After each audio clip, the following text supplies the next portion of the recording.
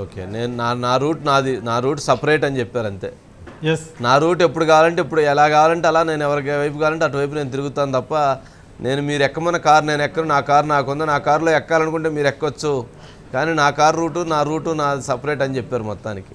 నా రూటే సపరేట్ అంటున్నా కేసీఆర్. రైట్.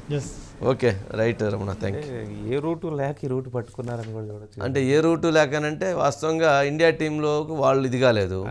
ఎన్డీఏ తోటి వెళ్ళడానికి ఎన్డీఏ తోటి డిఫర్ అయ్యారు. అందుకని ప్రజల దగ్గరగా ఉండటం వలన ఇక్కడ అంటే ఒక స్టాండ్ లేకుండా ఉండటం వలన అటు దూరం కాకుండా ఇటు దూరం కాకుండా బ్యాలెన్స్ చేసుకోవచ్చు కదా.